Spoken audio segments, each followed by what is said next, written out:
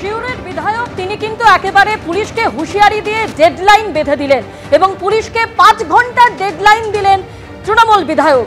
অন্যদিকে আপনাদেরকে যেমনটা জানাচ্ছিলাম যে ফের অনুব্রত মণ্ডল তিনি কিন্তু এবার এসপিকে হুঁশিয়ারি দিলেন।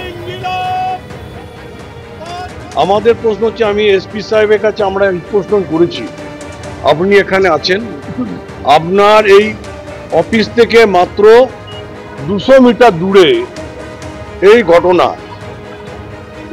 ঘটনায় কেন ঘটলো আপনি দায়িত্ব এড়িয়ে যেতে পারেন। এবং উনি আমাদের বেশ কিছু কথা বলেছেন। এখানে আমাদের আইসি আছে সিউড়ি, তারও কিছু দায়িত্ব আছে, তার সেই দায়িত্ব তিনি পালন করেন। পরিষ্কার কথা আমরা জানিয়ে এসেছি, এখন পর্যন্ত উনি বললেন আমরা প্রায় 10 জন না 12 জনকে অ্যারেস্ট করেছি। আমরা পরিষ্কার ভাষায় বলেছি যারা এর মধ্যে ইনভলভ আছে প্রত্যেককে অ্যারেস্ট করতে হবে। এই অরাজকতা রাজ তৈরি করার একটা যে চক্রান্ত, এটা কিন্তু এখনই সেটা বন্ধ করতে হবে এবং সে ব্যাপারে আপনাকে জানিয়ে গেলাম, যা ব্যবস্থা আমার নিন। আর তা না হলে তৃণমূল কংগ্রেস রাস্তায় নামবে, তখন কিন্তু আমরা কিন্তু কোনো কথা কারু শুনবো না। অর্থাৎ তৃণমূল বিধায়ক যেমন 5 ঘন্টার ডেডলাইন বেঁধে দিয়েছেন পুলিশকে, এর আগে অনুব্রত মণ্ডল এভাবেই পুলিশকে ডেডলাইন বেঁধে দিয়েছিলেন, আর এবার একেবারে সে আইসির পর এবার এসপিকে আক্রমণ করছেন অনুব্রত মণ্ডল। অনুব্রত মণ্ডলের আক্রমণ নিয়ে বীরভূমের এসপি আমনদীপ তিনি বলেছেন এই নিয়ে কোনো মন্তব্য করব না। ঠিক আছে,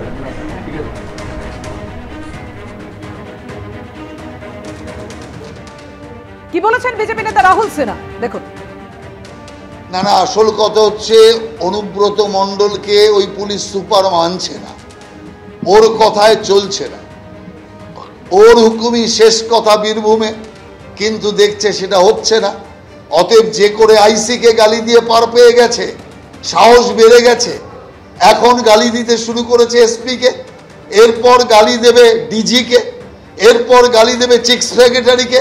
তার কারণ যে কেষ্টর মাথায় অক্সিজেন যায় না, মমতা ব্যানার্জি বলে দিয়েছেন, সেই কারণে যতই গালি দিক কেষ্টার কোনো কিছু হবে না।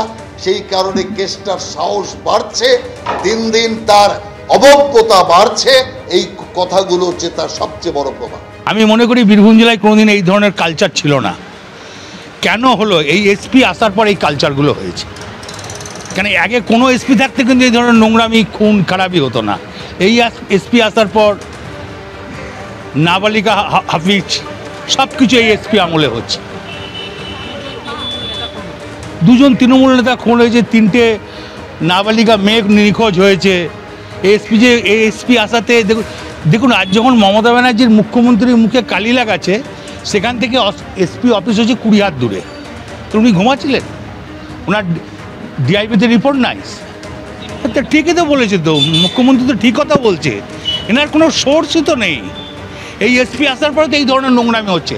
আগেও তো বললাম আমরা তো বিরোধী দলের ছিলাম, যদি বাবু বুদ্ধদেব হচ্ছে, আমরা তো কোনোদিন মুখে কালি লাগাইনি, আমরা তো বিজেপির কোনো ছবিতে কালি লাগাই না। এটা তো ভদ্রতা নয়, কারণ এই এসপি থাকলে এই ধরনের নোংরামি হবে।